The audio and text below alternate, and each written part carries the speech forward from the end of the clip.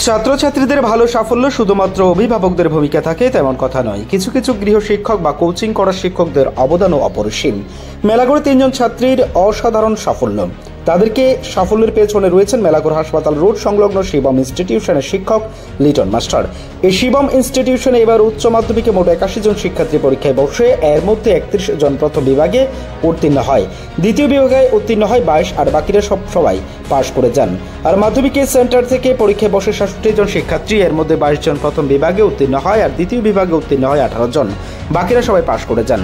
তবে সবচেয়ে আশ্চর্যের বিষয় হচ্ছে শিবম ইনস্টিটিউশন কোচিংয়ের ৩ জন শিক্ষার্থী অসাধারণ সাফল্য করেন, যার নম্বর ৯২ এবং লেটার মার্কস রয়েছে। সঙ্গীতা সাহা বাড়ি মেলাগড় ফোয়াংবাড়ি ভগৎ সিং কলোনি এলাকায়। সঙ্গীতা সাহা যখন ৬ বছর তখন তার বাবা মৃত্যুবরণ করে। এরপর তার মা বহু অভাব অনটনের মাধ্যমে মেয়েকে আধুনিক শিক্ষায় শিক্ষিত করে তোলার জন্য মানুষের বাড়িতে কাজ করে পড়াশোনা করান সঙ্গীতা সাহা। এবার উচ্চ মাধ্যমিকে মেলাগড় দ্বাদশ শ্রেণী বিদ্যালয় থেকে কলা বিভাগে ৯২% মার্কস পেয়ে অসাধারণ সাফল্য অর্জন করেন।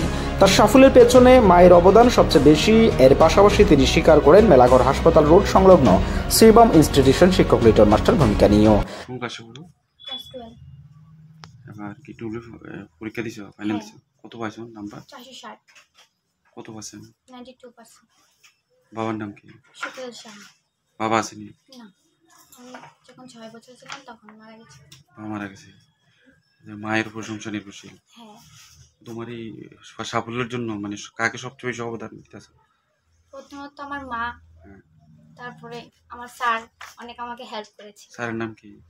লিটন দে। তারপর রয়েছে সৌরভী দাস, বাবা দুলাল চন্দ্র দাস একজন সাধারণ কৃষক।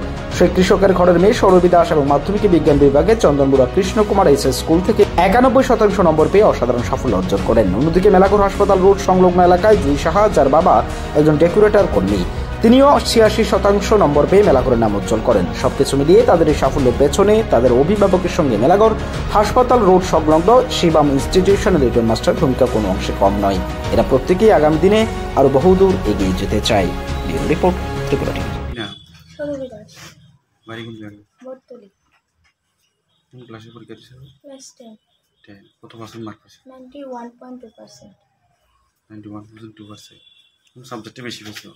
আমি বেঙ্গলি আর সায়েন্স। বেঙ্গলি আর সায়েন্স। বাবা আসেনি?